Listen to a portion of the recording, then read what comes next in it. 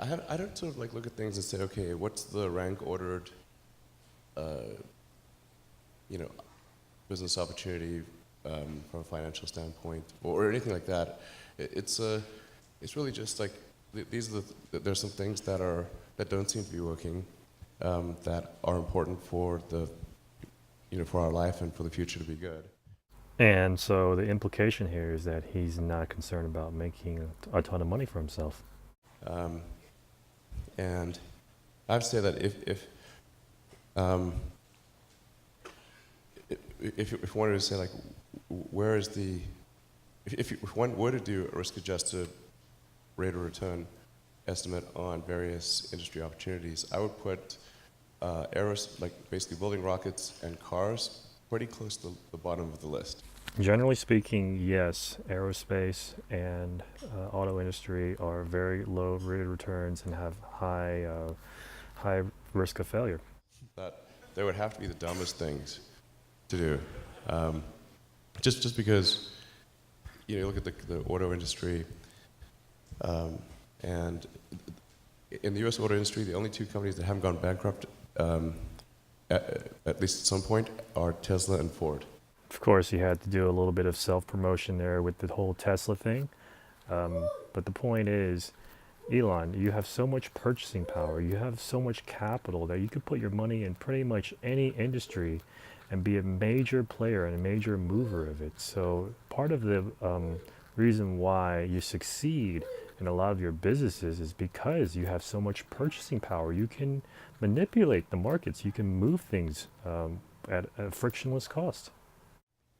Every other company got bankrupt or was failing and got acquired. There's only two companies that haven't gone bankrupt, and there's a big graveyard of companies that did. So, and then you're going up against entrenched competitors. There's no, I gave basically both SpaceX and Tesla from the beginning a probability of less than 10% of likely to succeed.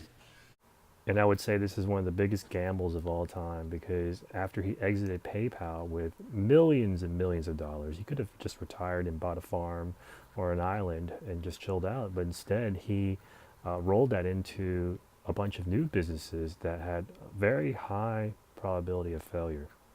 So why do it? Well, in the case of SpaceX, I just kept wondering why we were not making progress towards sending people to Mars, why we didn't have a base on the moon.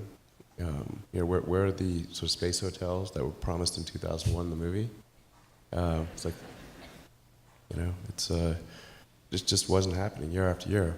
It was getting me down. I love his casual response, sort of a almost nonchalant way of approaching things.